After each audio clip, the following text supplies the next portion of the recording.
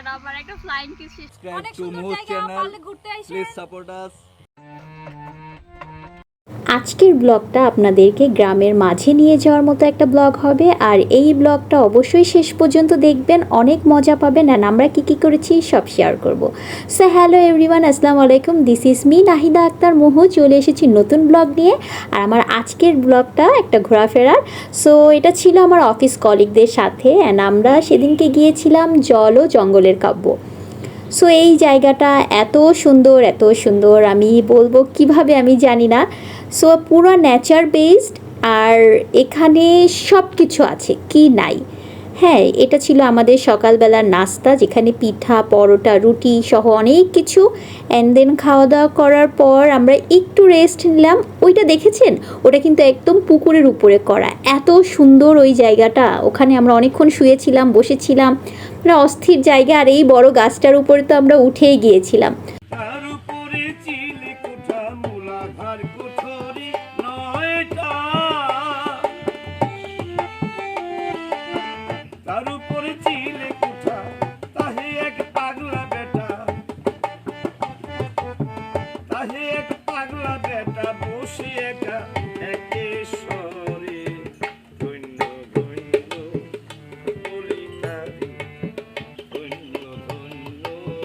সুন্দর না? অনেক সারপ্রাইজড হচ্ছেন তাই না? আসলেই হ্যাঁ, এখানে গানেরও একটা ব্যবস্থা ছিল, একেবারে বাংলার গান যেগুলো বলে একদম সেগুলা। সো আমরা এই গান এনজয় করলাম, অ্যান্ড আমিও গান গেয়েছি, সেটা পরে শেয়ার করছি। তারপর এই পুরা বিশাল জায়গাটা ঘুরে ঘুরে দেখছি। এই যে আপনারা যে ফটোশুট করতেছেন, আমি একটা ব্লগ বানাচ্ছি, আপনাদেরকেও সেখানে দিব। Like and subscribe, like and subscribe, like and subscribe to Moh channel, please support আস।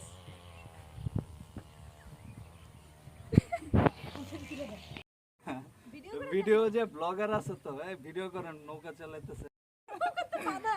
এই যে মাঝি আপা, এটা এখন গান গাবেন কি? সাত সখারে পার করিতে। শুনেছেন আপুয়ান ভাইয়া কি বলেছে? আমার চ্যানেল কিন্তু সাবস্ক্রাইব করতে বলছে। সো অবশ্যই করবেন, অ্যান্ড লাইক কমেন্ট শেয়ার দিবেন। সো এই জায়গাটা আসলে অনেক বেশি সুন্দর। সো ঢাকার মধ্যে থাকতে থাকতে যেই অস্থির হয়ে উঠবেন সবাই, এখানে অবশ্যই যাবেন, একদম মনে হবে গ্রামে চলে গেছি। আর এটা খুবই কাছে ঢাকার থেকে, বেশি সময়ও লাগবে না, অ্যান্ড খুবই সুন্দর খাবার দাবার খেতে পারবেন, একেবারে বাঙালি ফুড যেগুলো বলে সেটা।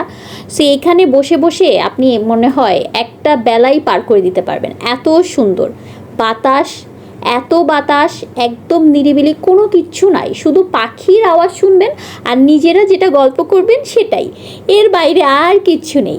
সো এমন একটা পরিবেশে কার ভালো লাগে না যেতে বলেন তো? অ্যান্ড দেন আপু ভাইয়া সবাই অনেক মানে ফটোশ্যুট করতেছে, সাথে আমিও কিছু করেছি। অ্যান্ড দেখেন এই গাছটার অবস্থা দেখেন, মনে হয় কোনো পোকাই খেয়েছে। সো এইটার সবগুলো পাতার অবস্থা এই। হ্যাঁ, এটা জানি না, আমাদের গাছেও মাঝে মধ্যে এরকম হয়। আমি যখন খুলনায় ছিলাম তখন এরকম হতো, আম্মুর দু একটা গাছই এরকম হতো। অ্যান্ড দেন তারপরে এখানে আমি শুধু ফুল আর ফুল নিয়ে ঘোরাফেরা করতেছি। হ্যাঁ, তো এই জিনিসগুলো আসলে অনেক সুন্দর ছিল। আমি আপনাদেরকে একদম হাইলি রিকমেন্ড করব, অবশ্যই যাবেন, একবার ঘুরবেন, ভাল লাগবে। আপনি নিজে খাইতেছেন, রুটি খাবেন কখন? পারেন? ভুলে গেছি। নিঃসন্দেহে গায়লান, এর কোনো কুত্তা নাই।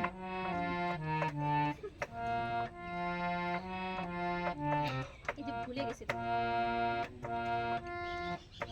গান গাওয়ার জন্য অনেক ট্রাই করলাম, বাট আমার কিছুই মনে পড়তেছে না। আমি গান মনে আছে, কিন্তু আমি এটা বাজাতে পারছিলাম না। অ্যান্ড দেন তারপর চিন্তা করলাম, আচ্ছা অনেক ঘোরাফেরা হলো, এখন ওরা লাঞ্চে কী করতেছে তো সেগুলো দেখে আসি।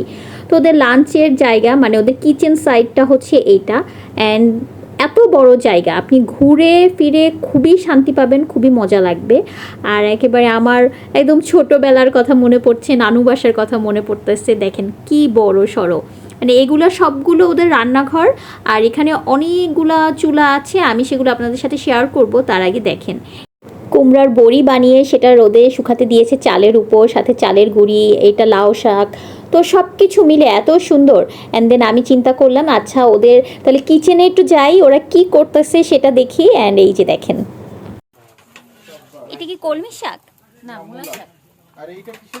সো মূলা শাকের সাথে যে এইভাবে করে রান্না করতে হয় আমি আসলেই জানি না।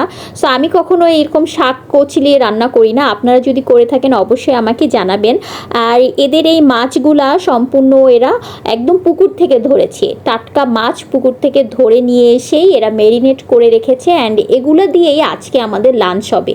সো পুরাটাই টাটকা সবজি, টাটকা মাছ, মাংস দিয়েই আমাদের লাঞ্চটা। তো অনেক মজা হয়েছিল, খাবারগুলোর কথা পরে বলছি। অ্যান্ড এখানে আরও অনেকগুলো চুলা ছিল।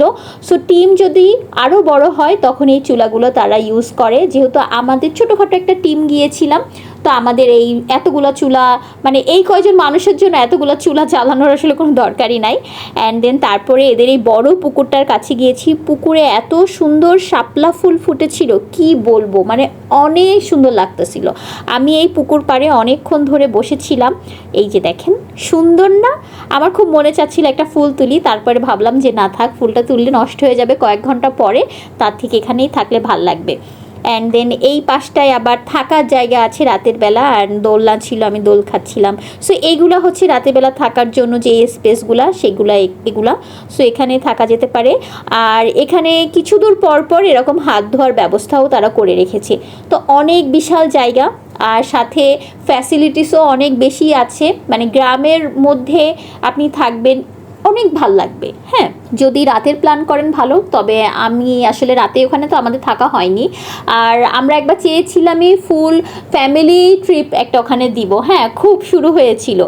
আর তার মধ্যে এই দেখেন লাঞ্চগুলো এত মজা ছিল, প্রত্যেকটা খাবার মজা ছিল। আর এখানে আমাদের প্রোগ্রাম ছিল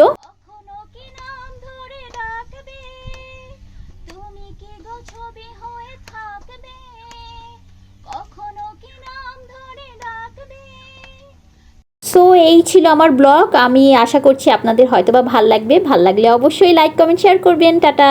এখানে বসে কিন্তু পাগুলাতে মজাই লাগতেছে। আপনি বসেন, পাগুলান। আমার তো ভাই আজকে যাইতেই মন চাচ্ছে না এখান থেকে। এটা তো আর ইয়াতে দেওয়া যাবে না, আমার একটা ফ্লাইং কিস শেষে সবাই মনে করবে কি আমি নো প্রবলেম, মনে করলেও কোনো সমস্যা নাই।